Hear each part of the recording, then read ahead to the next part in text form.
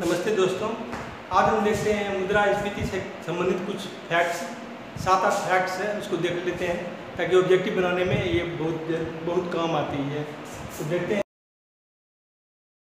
पहला कि मुद्रास्फीति वह स्थिति है जिसमें कीमत स्तर में वृद्धि होती है, मतलब वस्तुओं की कीमत में और सेवाओं की कीमत में वृद्धि होती है, जबकि मुद्रा का मूल्य, जो आपके पास पैसा है, मुद्रा है, उसके मूल्य में कमी हो जाती है।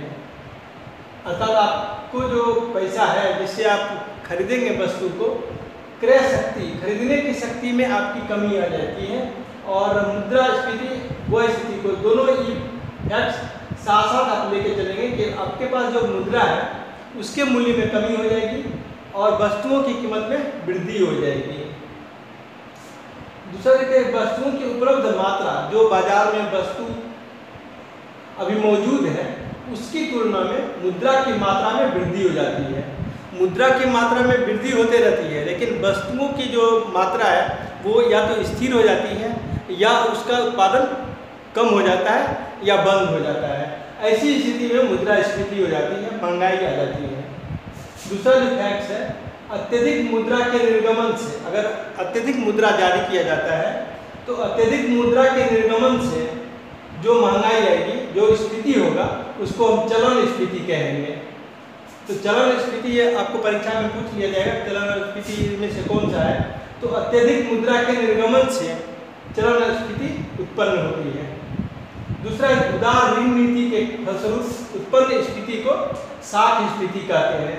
उदार ऋण नीति मतलब यदि ब्याज दर कम हो जाती है, बैंक रेट कम हो जाती है और ऋण नीति जो पॉलिसी है सरकार की, उसको अगर हल्का कर दिया जाता है, उदार कर दिया जाता है, मतलब जितना फॉर्मेलिटीज है उसको थोड़ा कम कर दिया जाता है, सरल बना दिया जाता है, तो क्या होता है कि बैंक द्वारा ऋण ज़्यादा जारी किया जाता है और कम फॉर्मेलिटीज से ही ऋण जारी कर दिया जाता है। ऐसी स्थिति में क्या होता है कि ज़्यादा ऋण बाजार में आने से, ज़्यादा मुद्रा के बाजार में आने से साख स्फीति उत्पन्न होती है। जो महंगाई आएगी उसे हम साख स्फीति कहेंगे।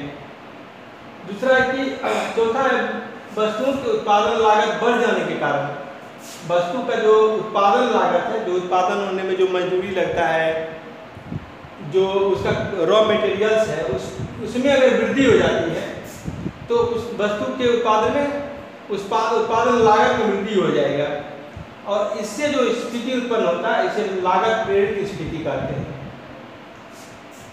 पांचवा है, वस्तुओं और सेवाओं की तेजी से बढ़ती मांग और तेजी से बढ़ती मुद्रा सक्रियता के कारण उत्पन्न स्फीति को मांग स्फीति प्रेरित कहते हैं।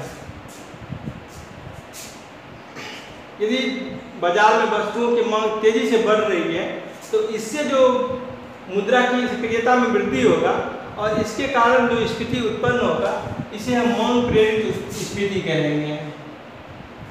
छठा है, बजट घाटे को पूरा करने के लिए 1997 से पहले जो घाटा होता था, सरकार उसे हिनार प्रबंधन के द्वारा इस घाटे को पूरा कर दिया जाता था। और हिनार प्रबंधन का मतलब होता है कि या तो सरकार आरबीआई से लोन ले लेता था, बैंक ऋण ले लेता था, या नोटों पर छापकर मुद्रा जारी कर दिया जाता था और इससे बजट घाटे को पूरा कर दिया जाता था। तो ऐसी स्थिति में क्या होता था कि मुद्रा बाजार में आने से मुद्रा की तरलता बढ़ जाती थी और फिर से कीमतों में वृद्धि होने लगती थी और इसके कारण जो स्फीति होती है उसको हम हिनार प्रेरित स्फीति कहते हैं या बजटीय स्फीति कहते हैं।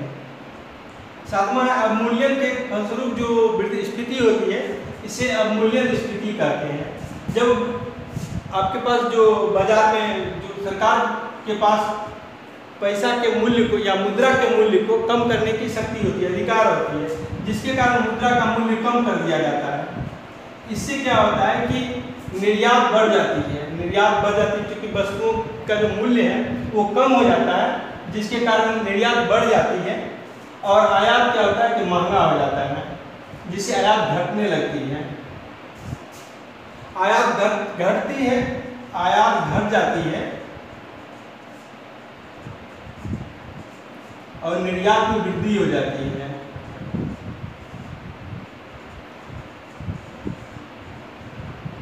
जिसके कारण बाजार में वस्तुओं की कमी हो जाती है। और वस्तु के कम हो जाने से उसकी कीमतों में वृद्धि होने लगती है। आप इसका उदाहरण आप प्याज के रूप में ले सकते हैं।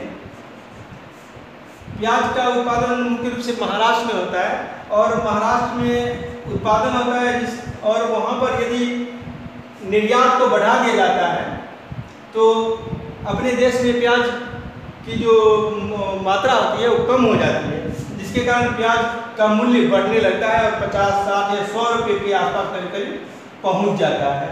तो इस तरह अवमूल्यन के कारण भी स्फीति होती है, जिसको अवमूल्यन स्फीति कहते हैं। आपको यदि पसंद आई होगी तो वीडियो को लाइक कीजिएगा, सब्सक्राइब कीजिएगा और शेयर कीजिएगा। और इसके बाद हम इस पर ऑब्जेक्टिव क्वेश्चन भी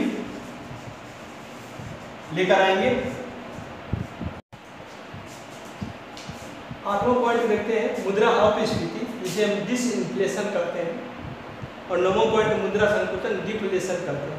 तो मुद्रा अपस्फीति थोड़ा सा इसमें सुनने में प्रॉब्लम होगा और समझने में, इसलिए इसमें अंग्रेजी टर्म को आप समझिए। डिसइंफ्लेशन का मतलब होता है कि इसके अंतर्गत वे सब क्रियाएं और उपाय आते हैं, नीतियाँ आती हैं जो सरकार द्वारा अपनाई जाती है मुद्रास्फीति को कम करने के लिए। जब मुद्रास्फीति होती है तो उसको रोकने के लिए जो नीतियाँ, उपाय और क्रियाएं सरकार के द्वारा अपनाई जाती है उसे हम मुद्रा अपस्फीति या डिसइंफ्लेशन कहते हैं। अब 9वां पॉइंट है मुद्रा संकुचन विस्फीति डिफ्लेशन या मुद्रा अपस्फीति। मुद्रा संकुचन मंदी की स्थिति होती है, इससे देश को हानि होती है, आर्थिक क्रियाएं जो है सब ठप हो जाती है। इसमें क्या होता है, ये आप देख लीजिए कि इसमें कम मांग होता है, मांग कम हो जाती है। और कम मांग होने के बाद क्या होता है, फैक्ट्रियां जो काम कर रही होती है वो बंद होने लगती है या उत्पादन स्थिर हो जाता है, जिसके कारण बेरोजगारी फैलने लगती है। बेरोजगारी फैलने के कारण क्या होता है, उसके आय में कमी होने लगती है, कम आय होती है और कम आय होने के कारण बचत भी कम हो जाता है और पुनः मांग कम हो जाती है। इस तरह से जो अर्थव्यवस्था की क्रियाएं हैं, जो चक्र है वो टूटने लगता है, बंद होने लगता है, जिसके कारण मुद्रा संकुचन बहुत अच्छा नहीं है। ये खराब स्थिति है देश के लिए और सरकार के लिए और जनता के लिए। आप देखिए 10वां पॉइंट देखिए, और ये दोनों में एक जो चीज़ समानता है डिसइंफ्लेशन और डिफ्लेशन में, कि दोनों में कीमतें जो है कीमतें गिरने लगती हैं। डिसइंफ्लेशन में सरकार के द्वारा, आरबीआई के द्वारा उपाय किए जाते हैं और जिसके कारण कीमतें सामान्य होने लगती है, लेकिन डिफ्लेशन मंदी की स्थिति है, जिसके कारण अपने आप स्वयं कीमतें कम होने लगती है, गिरने लगती है। अब 10वां देखते हैं गतिहीन स्फीति, निष्पन्न स्फीति या स्टैगफ्लेशन और स्लम्पफ्लेशन। इसमें क्या होता है कि इसमें मुद्रास्फीति और मंदी दोनों की स्थिति साथ साथ चलती है। वस्तुओं के एक तरफ तो मूल्य में वृद्धि होती है, मजदूरी दर में भी वृद्धि होती है और साथ साथ बेरोजगारी में भी वृद्धि होती है। और उत्पादित माल जो होता है, फैक्ट्री में जो माल उत्पादन हो गया है उसके बिकने में भी कठिनाई होती है, क्योंकि मांग कम हो जाती है। मांग कम होने के कारण ये जो उत्पादित माल है ये बिक भी नहीं पाती है। आगे हम देखते हैं कि इसका कारण क्या है।